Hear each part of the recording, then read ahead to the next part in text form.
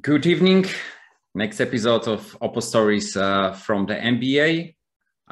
40 at 40. My today guest is Larry Krystkowiak. Larry, thank you for having you. Yeah, it's nice to be with you. Thank you for the invitation.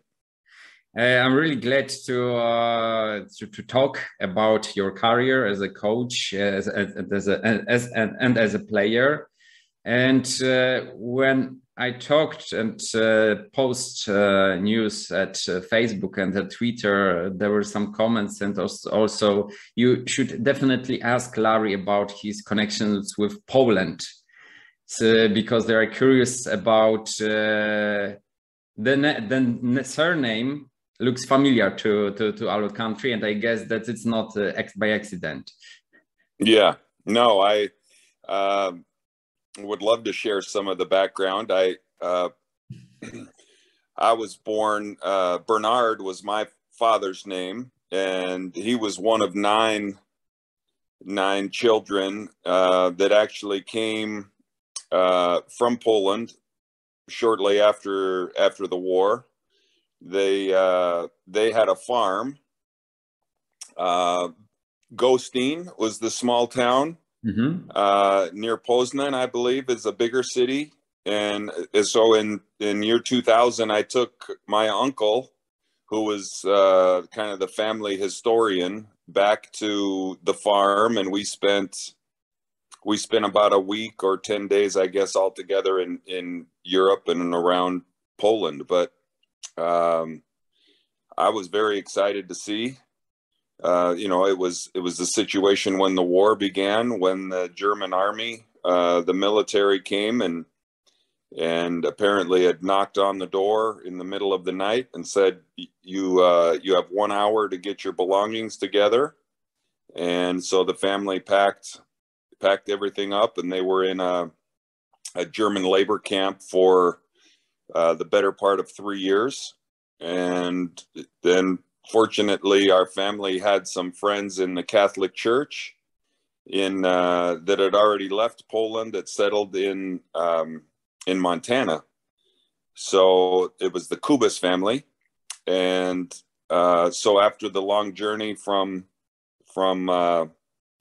Europe to New York, they get on the train, and a lot of people, they didn't go that far on the train. There's in the Midwest, Chicago, Milwaukee has a lot of people from Poland, but maybe not as many in Montana. So through the connection of the church, the family stayed on the train. And I was raised in Montana, and one generation away from being Polish born. But, I'm very proud of where I came from. And it was very interesting to hear a lot of those family stories. And do you also grew up with the Polish culture and the Polish language, or it's some kind disappear from your life? Well, it was interesting. My grandmother, Sophia Krystkowiak, she, obviously she never learned any English. And I had two of my uncles, Uncle Marion and Uncle Roman, that lived with her to take care of her. And so I spent, a lot of time at the house, but she was older. And, if you think about all the 9 children, when they came to the United States, everybody kind of wanted to discover and, create a life of their own. And so I had aunts and uncles that took off in different directions, and it wasn't as much of a family gathering maybe that you would have had in Poland that I could have participated in and understood, with the change. And I think there was anxious times, and it was a difficult time for everybody to make this change. So,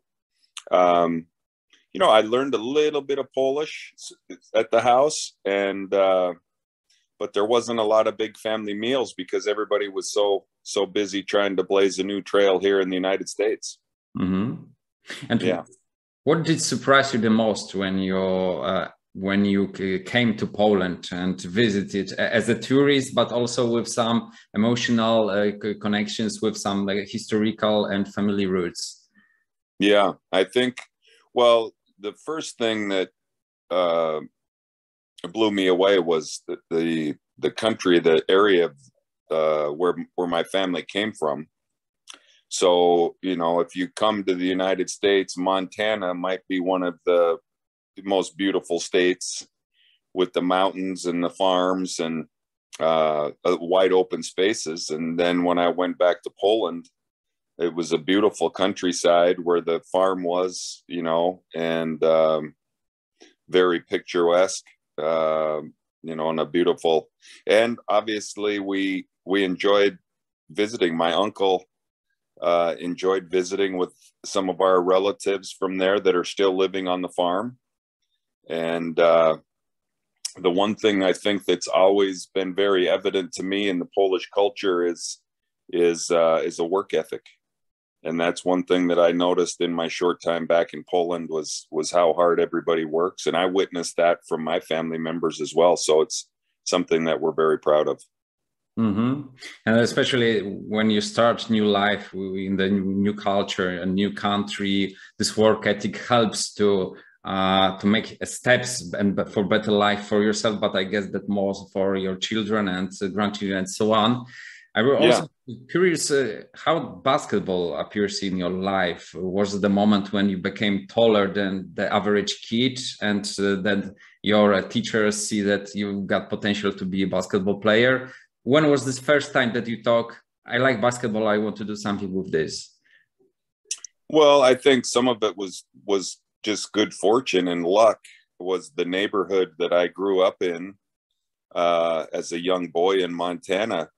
My neighbors had a basketball court, and some of the older kids were kind of my heroes in the neighborhood. I wanted to be like them, and I just spent many, many hours, you know, playing. And I loved with my friends in the neighborhood. We were either playing basketball or baseball or football, or we were swimming. We were always doing something active, and I think basketball was something that was always my favorite. I always really enjoyed it. And then I had the good fortune of obviously growing to be 6'10". So it was a good, you know, a good sport to play when, you know, if I wouldn't have grown to be 6'10", I think I probably would have maybe spent more time with football or baseball, but it was somewhat natural to be a basketball player at that height. Mm-hmm. You mentioned about your first basketball heroes, neighbors, but what about NBA and NBA players and teams? Do you got some favorites NBA team and players when you were a kid and youth? You know, there wasn't a lot of basketball on TV when I was a kid. You know, there maybe was one game. People don't remember this, but the NBA Finals was a tape delay. It wasn't even live in some of those time periods. So wasn't really popular. You know, Wilt Chamberlain was one of those guys that I can remember being crazy about, but I didn't watch a lot of NBA basketball. We obviously didn't have the social media and the access to all the games. It was very, you know, more of a private thing. And the first NBA game that I ever saw was actually one that I played in my rookie season. So I wasn't exposed to the you know, the lifestyle or I wasn't in a town that went to watch a bunch of games. It just was a very distant thing in my mind. It was a goal, but it was not anything I was too familiar with. Also, how I'm curious about how looks your journey from those neighbors court to the NBA, because for sure size helped, and but size is not everything. It's something what usually fans didn't see. That there is a lot of effort, sacrifice, hours spending on the court, practice, single aspect of the game. How looks your journey to the NBA? Yeah, well, I was passionate about the game. I spent many, many, many hours in my neighborhood. Even, you know, I would play uh, on the neighborhood court, and then I would kind of hang around and hope that a different age group of people would come to play. Yeah, I couldn't get enough. I just always loved to play it. And I think I was very fortunate also to have some special coaches. In my sixth, seventh grade, it was in the middle school, and we had one of my teachers was the basketball coach. Gerald Littlejohn was his name, and he just made a big difference. You have teachers or coaches in your lives that have an impact. So I think I was very fortunate to have that particular coach that made me feel even more excited about basketball and taught me how to play, and I learned to love it and respect your coaches. And that was kind of the beginning. And then I continued to be lucky with good coaches as well. And that's a big part of it. My college experience at the University of Montana was a Hall of Fame coach, Mike Montgomery, who, has coached in college and NBA, and even in the NBA, I had some tremendous coaches. So that's a big part of the passion that I already had as an individual. It was great to kind of line up with a coach that knew what he was doing, that could push my buttons and motivate me to want to be a better player. Do you remember maybe some toughest moment when you got enough about practicing basketball and you thought that maybe it's a good moment to quit, or you were so motivated and passionate about basketball that you just don't look at this kind of situation, just going through to make your dream comes true? Yeah, no, that's a good question. I did have one of those moments was when I started in college. I went to the university, and this was at the University of Montana, and I was still in high school taking classes, but I went over to play and in open gym and work out with the college players. And I played really bad, and some of the older players on the Montana team were extremely mean. And I can remember having a breakdown and, thinking my world has come to an end and time to do something else. And then it was just a very good period of growth.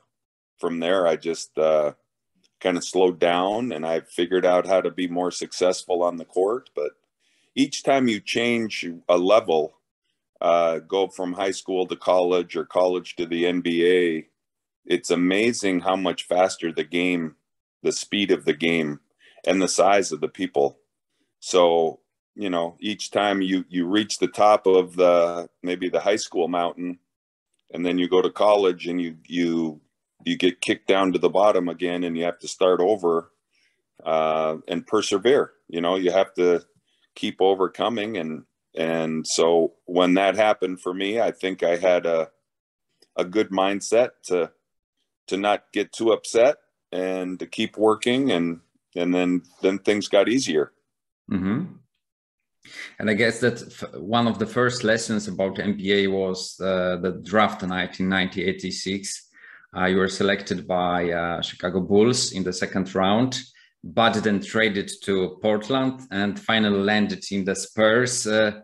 What did surprise you the most? Besides, I guess that you cannot be sure when you will land it in which city and team on the next day.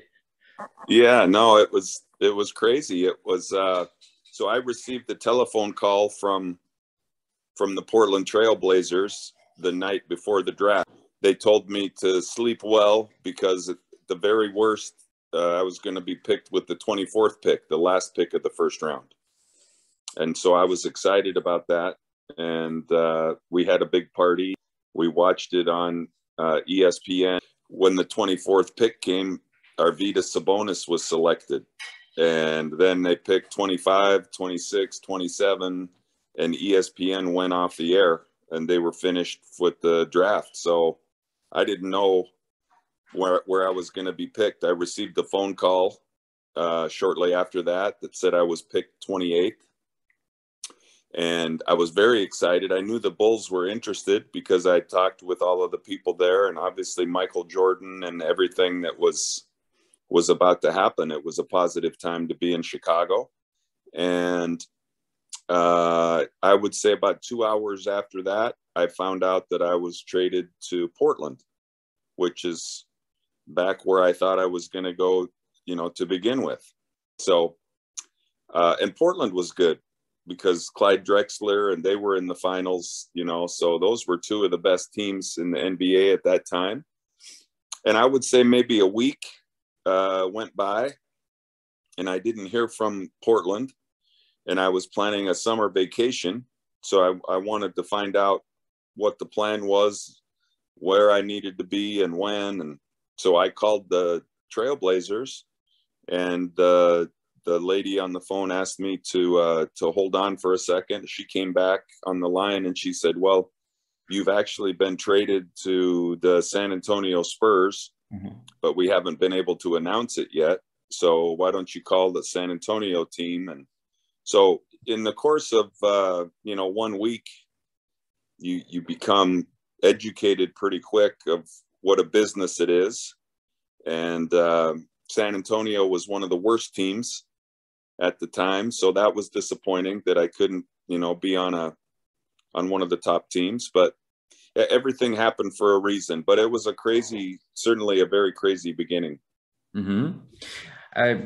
I guess that when you are in the NBA, there are, as you mentioned, taller guy, huge guys, the best from the best. And usually when a rookie came to the league, they want to maybe not show that they are better, but also make some tests and to see how strong you are mentally and physically. And I just curious, who was the toughest teammate and also opponent who wanted to show you in less or more polite way that rookie, you need to show that you really deserve to be in the NBA? Yeah. Well, it's not so much my rookie season. Everything was just so crazy, but I actually had pretty good teammates, pretty nice teammates. Mychal Thompson was one of the guys. Artis Gilmore was one of the older veterans on the team. And you always know that you're a rookie.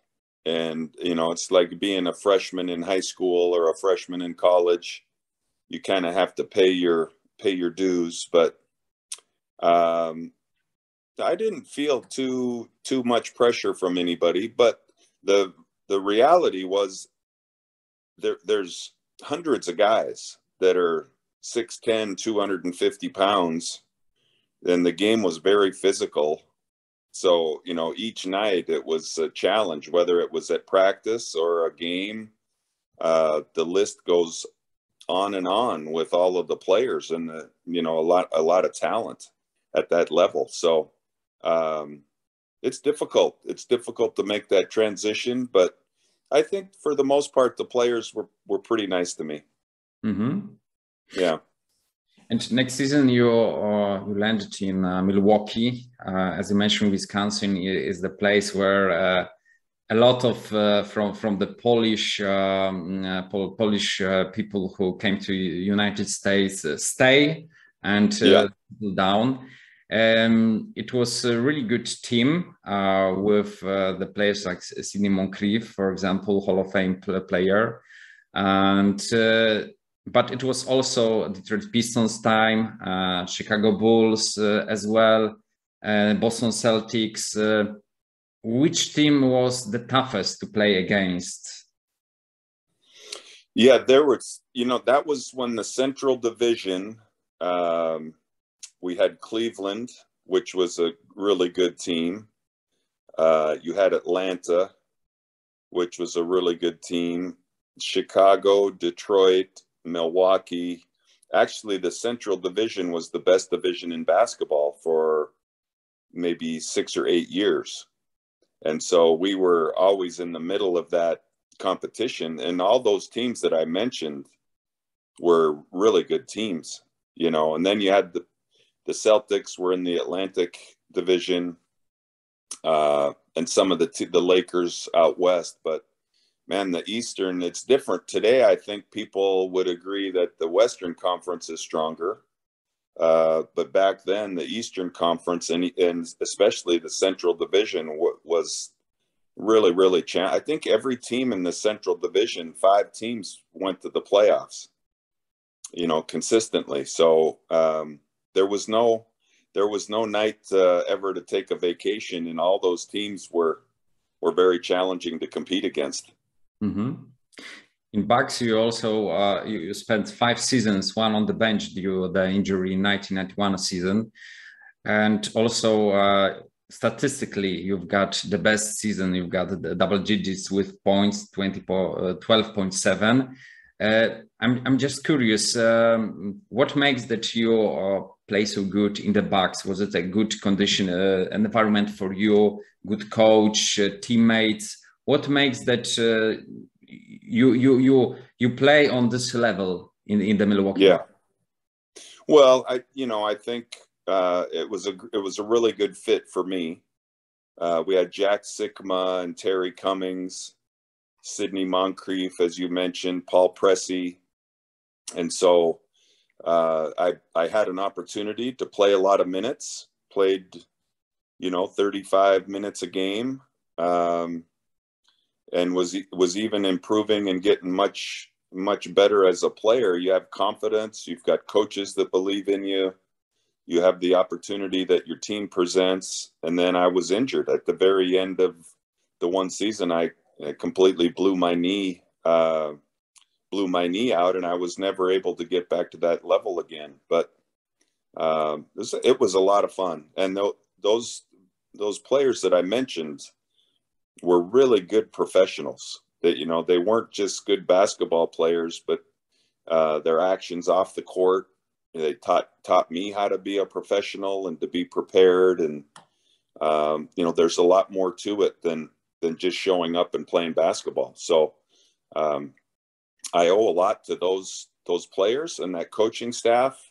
Still have a lot of dear friends. Del Harris was a coach on that team, and I just lost a dear friend of mine a couple of years ago, Frank Hamlin, who was an assistant coach. But those people were as good of friends and as good of coaches as anyone could ever wish for. Mm-hmm. Also, as I mentioned about those season which you lost because of the knee injury. Of course, when you are in this NBA routine, I guess that it's really difficult that you've got this practice, you go to the gym, you're playing games, sometimes day by day, and it's really exhausting mentally and also physically. I'm curious how it was from the player perspective, to sitting on the bench and to lose the energy, to lose energy, not on the gym, not in the practice, not on the court, but on day, being on the rehab, and not on the rehab, to work with the medicine stuff and so on. Was it more difficult that this player routine, or was it? I guess it was different for sure. Yeah, no, I mean the other thing, as a player, we didn't have. Two of my seasons, we had our own airplane. So one of the elements that was very difficult for many of those years was the ride in a commercial airplane. And you'd play a game and you couldn't take an airplane out that night because there were no airplanes. You had to be on the first plane the next morning. Oftentimes was 5 o'clock, 6 o'clock in the morning. And so that lifestyle was demanding. And as I mentioned, the type of players, when you're playing power forward and every day you have a game against somebody else, it was a great challenge. But also it was one of the most enjoyable times too, of my life. The work was very physical, and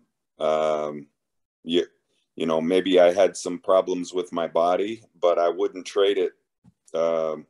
Wouldn't trade that experience for anything. To be able to play a game and, something that everybody wanted to be a professional athlete. So it's a very exciting time. And then when you go through the injuries, it's difficult when you have something taking away from you.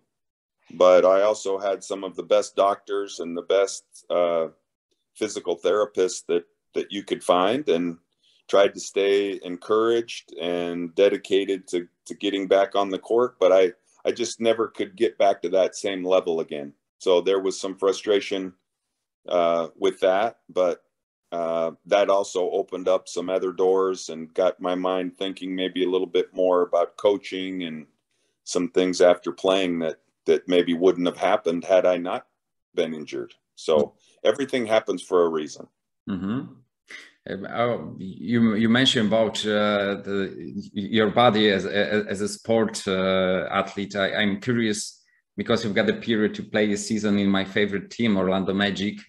I'm curious how your body look after practice against young Shaq.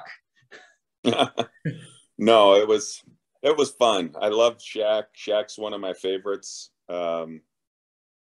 He was a special player, and Penny Hardaway was on that team as well. It was very exciting in Orlando because the team was new. It was the second year for the team, and there was a lot of excitement in the city, and practices were always very competitive everywhere I was. But Shaq was not someone that you wanted to run into too many times. Any funny stories from the locker room with Shaq? Because we know that he's a funny guy. Oh, we had a lot of fun together. Many times he'd pick me up, and he had cars. We lived in the same neighborhood, so he would pick me up, and we would cruise around Orlando and listen to his music, and there was never any shortage of fun with Shaq. Yeah. Also, we play in Chicago Bulls, so they selected you in NBA draft, and you finally got the chance to be in that team. And it was after MJ era. It was season 94-95, so you got the chance to play in this period without MJ, and after he came back. How looks organization just before the MJ came back? Because it was Scottie Pippen's chance to be a leader, to be the first scorer.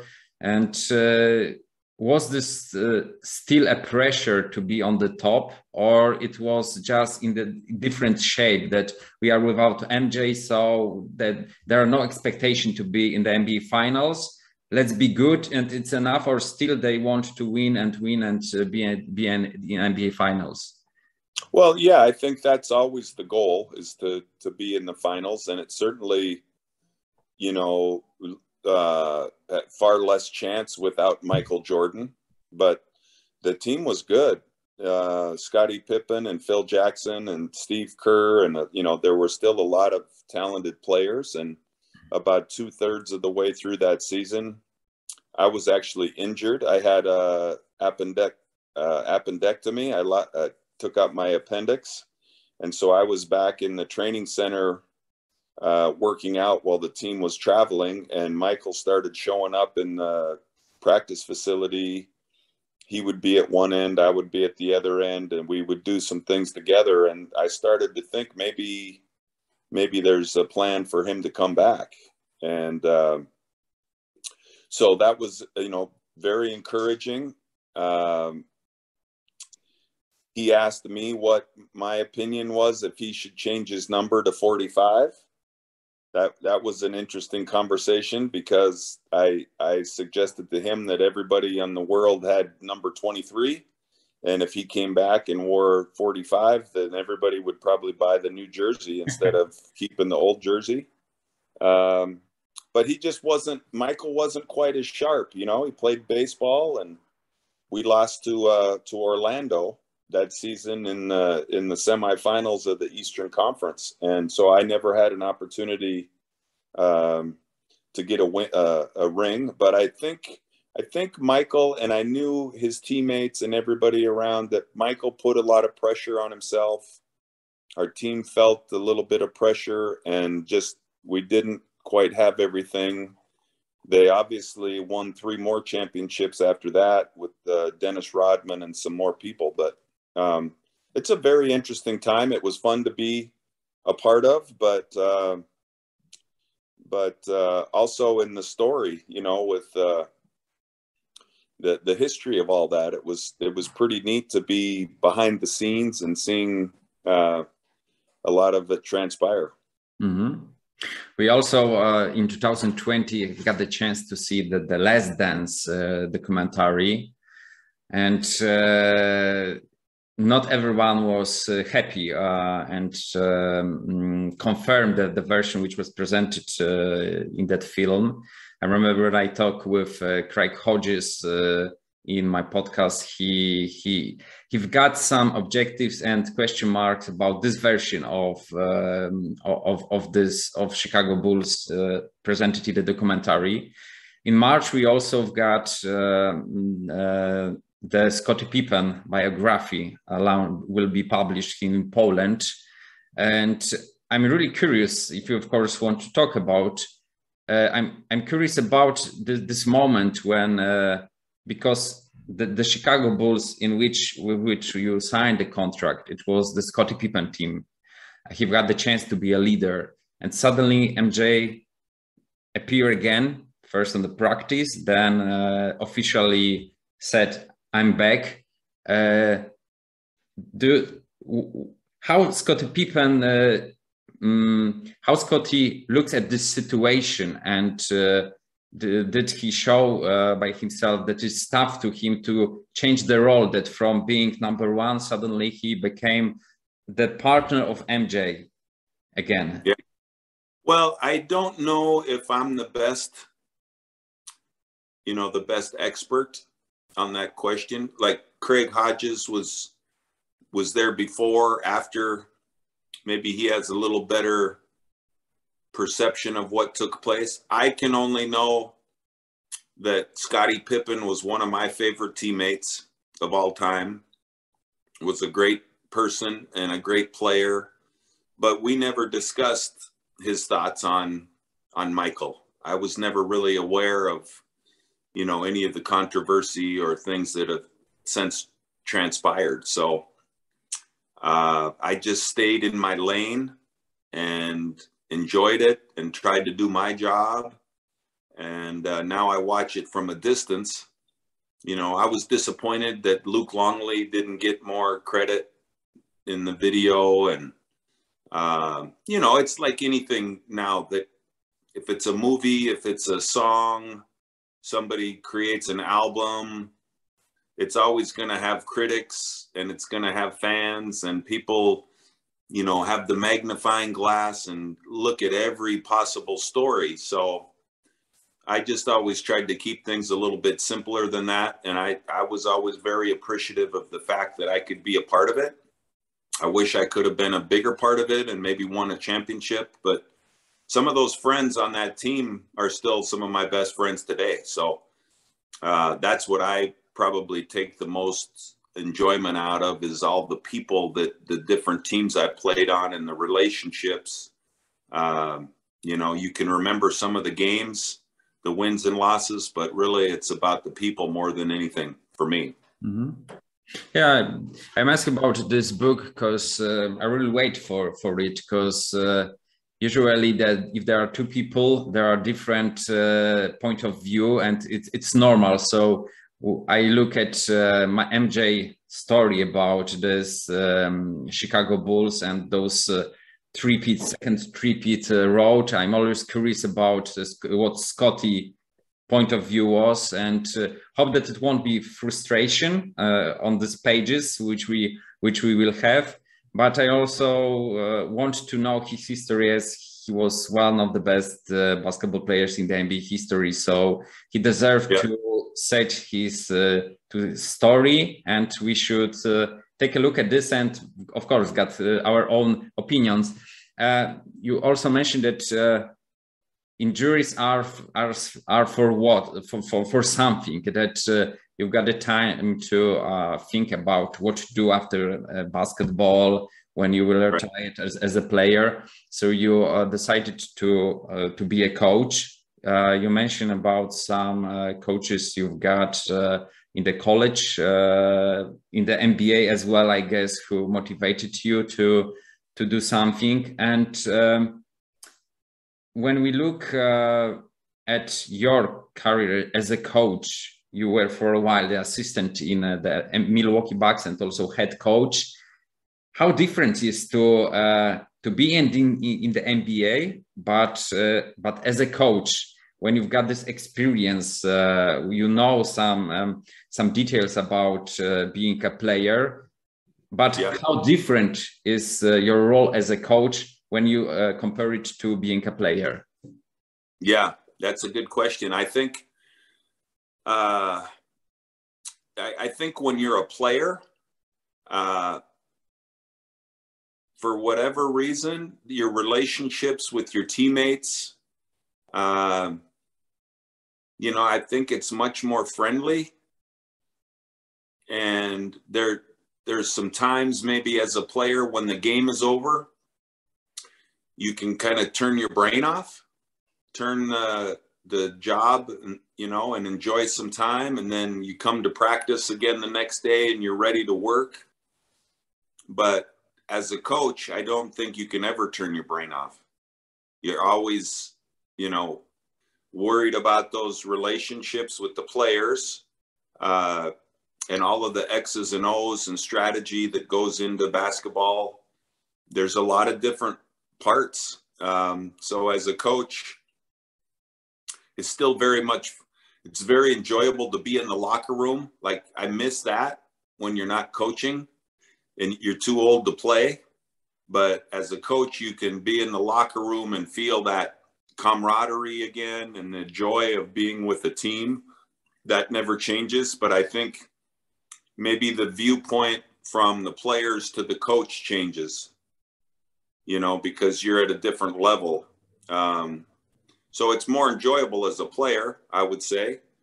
But, you know, I think that's also something, if you look at a lot of the NBA coaches right now, there's many players, former players. And I think some of those relationships and the ability to relate to today's basketball player is pretty important. At least that's, you know, that's what the flavor of the month is right now. Sometimes I think players need somebody that doesn't relate to them very well, you know, that tells them things that maybe they don't want to hear. An older coach that's more of a disciplined coach. Sometimes it might not be as enjoyable, but it might be the best thing for you. So it's interesting to find this balance, I think, between, I always said like one of my best friends, Scott Skiles, is an NBA coach. And if you were asked to describe Scott Skiles, he's a disciplinarian, you know, no BS. He's just, you know, and he's a grinder and he works his butt off. Maybe he doesn't relate to the players as well. So when they fire Scott Skiles, they go hire a coach that can relate to all the players very well. And maybe he doesn't know the same amount of basketball, but he's more of a person, has more of a personality and a relationship with the players. Then when that coach doesn't do well, who do they hire? Well, somebody like Scott Skiles, because we need the discipline, you know. So I think we're trying to find out the balance on what coaches are being hired, and it'll be interesting to see what happens here moving forward. I think coaches are always graded a little bit on their personality and their style, and you kind of fit into that, you know, pigeonhole. And if you're a disciplinarian type coach, it's probably important that you become more of a people coach, a person coach in the relationship. And if you're just really, really good at having all the relationships and with the players, maybe you're not as good of a tactician and you need to study more on the the X's and O's of the game. So it's always, I think it's always discussion, and I think it's important to try to strengthen maybe the areas that you're not as strong in. Mm-hmm. You were also coach in NCAA, and I'm curious, is it of course possible to compare being a coach in the NBA in the NCAA, because NBA somehow it's more stable because the players got longer contracts, but they also got egos. They were fighting for the big money, but they could be traded as well. In an NCAA, especially the stars, the main players who are in the team, many times they are for 1 year or 2, and then expected that it will be just a short stage before they will start going to NBA draft, or maybe going to overseas to find a chance to be professional player. How different is the dynamic of being a coach in the NCAA and NBA? And is in NCAA more about the being relation coach because of the young players, not mature, and still need some hints to make a right steps to the way to be a mature guy or future professional basketball player? Yeah, no, it's always, you know, and even when you ask the difference between college and NBA, I think there's a big difference between a Power 5 conference in college and a low major university. So there's many different ranges of college coach too. And NBA, like if you want to coach Tim Duncan and Michael Jordan, it really is about the players. So, you know, it can be a lot more enjoyable if you have really good players. I think the difference is in the NBA, you don't have as much control over the players that you have on your team. You know, you can choose in a draft, but the coach usually is not really involved with some of that. But in college, you're responsible for finding all those players, you and your staff. So I think college basketball has many different elements. You have boosters, you have NCAA to deal with, you have the administration. You know, there's just so many different hats that you have to put on, I think, in college recruiting. NBA is very much about basketball, getting our team to be as good as we possibly can. And I think there's a big part of it that's relationships with the organization too. But maybe the beginning lunch, you have a big luncheon to start the season, you kick it off, and after that, you don't have to worry about your fans, really. You don't have boosters or anybody. You have some media as an NBA coach. You need to talk to the media, you need to talk to your players, and then within the organization, but it's almost all basketball and trying to get our team better. I think in college, you have a lot of other things that happen that kind of pull you away. Recruiting is a big part in the summer, and you're always on the phone talking to players. You really don't do that in the NBA unless maybe you're trying to chase a big free agent.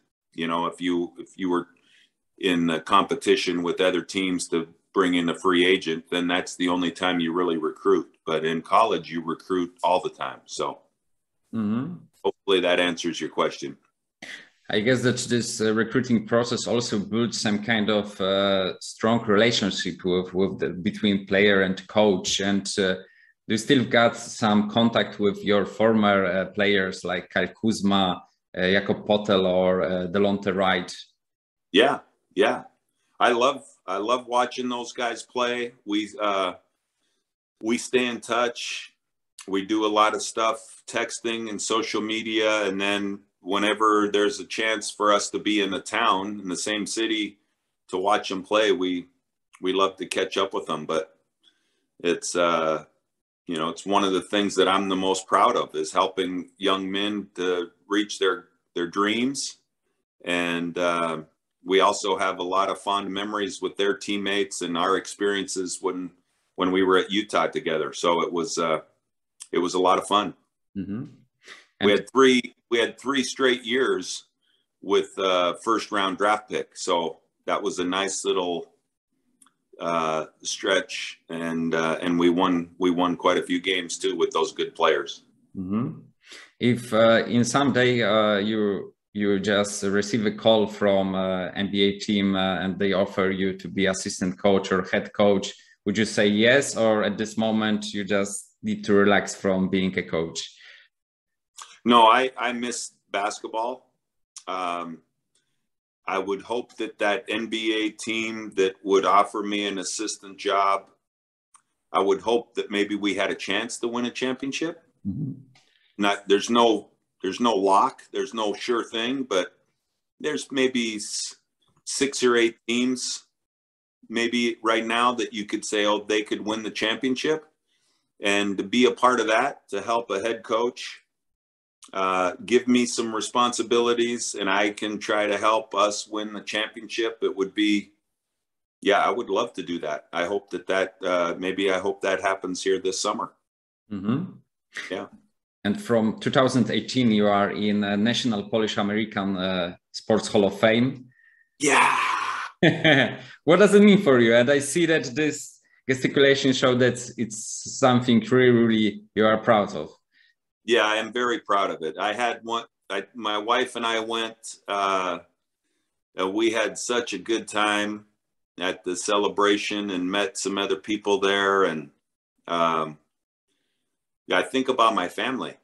I think about where they came from. And I talked about that in my speech, you know, that here you come, the whole story after the war, and you come to America and you play, and to ever be in a position to be recognized as an athlete in a Hall of Fame situation. And then when you get to say, oh yes, it's a Polish American as well, then that to me, that makes it even cooler, you know. And I'm really proud of where I came from and the heritage that we have, and the story that the family has. So yeah, I'm very proud of that. Last question is about if you could create your own all-time Larry Krystkowiak teammates team. Who would you pick? Man, I've got, again, as I said before, I took so much pride in trying to be a good teammate. You know, I really valued the relationships with my teammates, my coaches. And so it's tough to have just that one team. But, you know, Jack Sikma was one of my dear friends because we played together for 5 years and we spent a lot of time together on and off the court. He would be one of the all-time. Scottie Pippen, I would have to say, was one of the best friendships. Shaq. This crazy part is they asked Shaq that question on TNT. So I was in the playoffs 2 years ago. I was laying in my bed at night with the remote control, and Ernie Johnson and everybody was on the TV, and they just had finished the interview with the big center from Dallas. What's his name? Foreign players. Sean Bradley. No, 7'6", the foreign player, international player. He's with them now. Playing now? Yeah. Boban Marjanovic, Kristaps Porzingis. Boban? Yeah. Those with the card guy. So he did a great interview. And then afterwards they said, who are some of your favorite teammates? And I couldn't believe it. Shaq said my name. We played 1 year together, you know, and Shaq said, oh, Larry Krystkowiak was one of my favorite teammates. And then Charles Barkley said, yeah, I love Larry. And I just thought, I thought I was in a dream, you know, in my bedroom watching it on TV, because those guys are stars, you know, and I was not a star. I was I was an okay player, but not a star. So those relationships,